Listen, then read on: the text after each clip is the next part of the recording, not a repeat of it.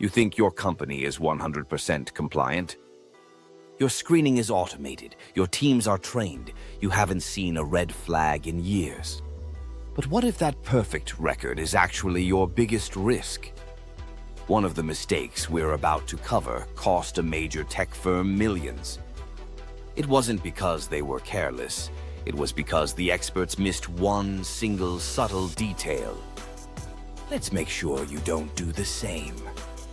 In the world of export compliance, the rules are always changing and the stakes are incredibly high.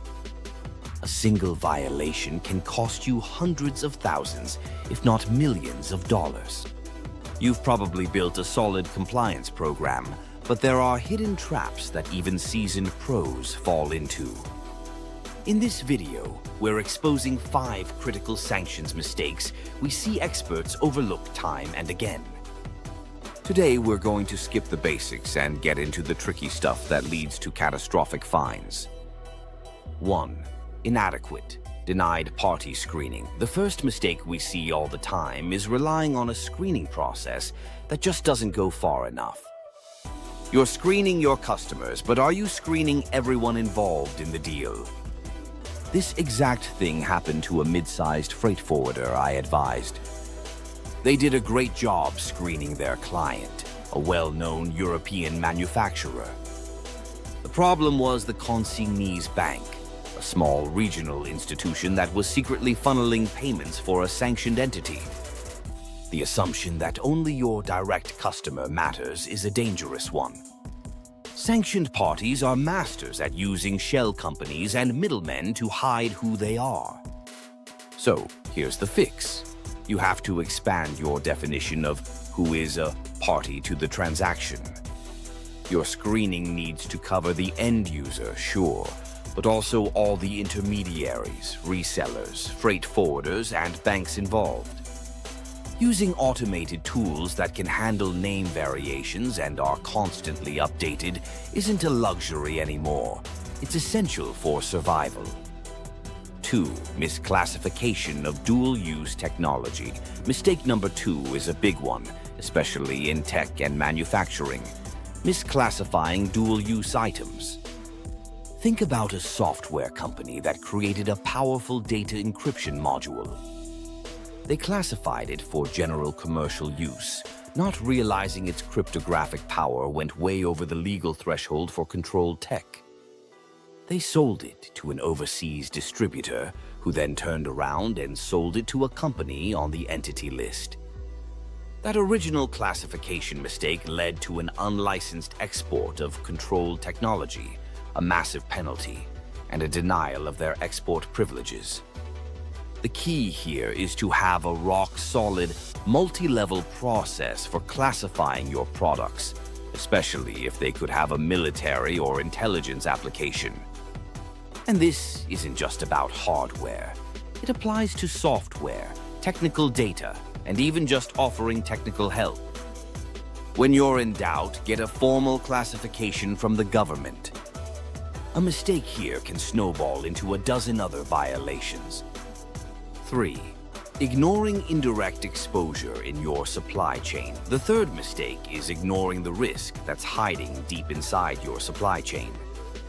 Your direct customer might be perfectly clean, but what about their suppliers or partners? This is exactly what happened to a large agricultural company.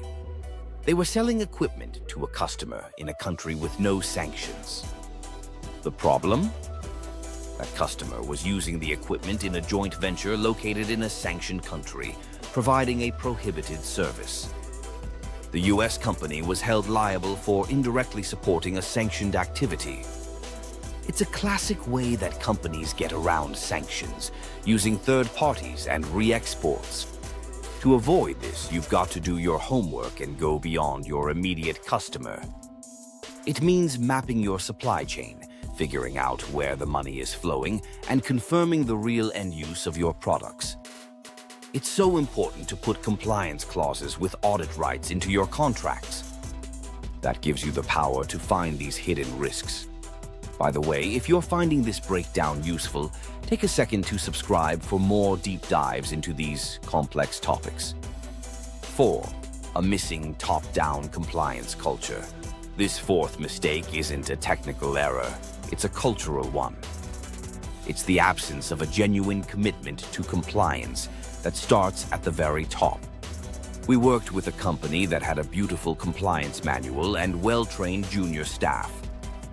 But the leadership team saw compliance as a box-ticking chore, a cost center, not a priority. When a huge sale raised some red flags, a senior sales leader just pushed it through, assuming the compliance team was being paranoid. That one deal resulted in a massive fine, all because the culture of close the deal at all costs won out over the culture of compliance. Policies sitting on a shelf are worthless. Regulators want to see proof that the board is engaged and that a strong compliance culture is in place. The solution is to make sanctions compliance a strategic priority that leadership actively promotes. This means regular, role-specific training for everyone from sales to accounting, and making it crystal clear that there are real consequences for breaking the rules. Most sanctions breaches are operational failures, not policy gaps. 5. Failure to monitor a rapidly changing landscape. And the final mistake, treating your compliance program like a one-and-done project. Sanctions lists and export controls aren't set in stone. They are living documents that change with every new geopolitical crisis. A European manufacturer learned this the hard way. They had a customer they'd worked with for years in a low-risk country. Literally overnight, new sanctions hit that country's main industry, and their trusted long-term partner was suddenly a high-risk entity. Because they only reviewed their risk assessments once a year, they kept shipping products for weeks, racking up multiple violations. The only way to avoid this is to treat compliance as a continuous, active process. You need to have people or systems in place that monitor regulatory updates in real time. Your risk assessments should be living documents, updated the moment a new sanctions regime is announced, not just on a fixed schedule. So we've covered a lot. Incomplete screening, misclassifying your tech, ignoring your supply chain, a weak company culture, and failing to keep up with constant changes. The real threat to your company isn't being ignorant of the big, obvious rules. It's failing to question the processes you already have in place. The most compliant companies in the world operate with a healthy dose of professional skepticism. They constantly challenge the assumption that they have it all figured out.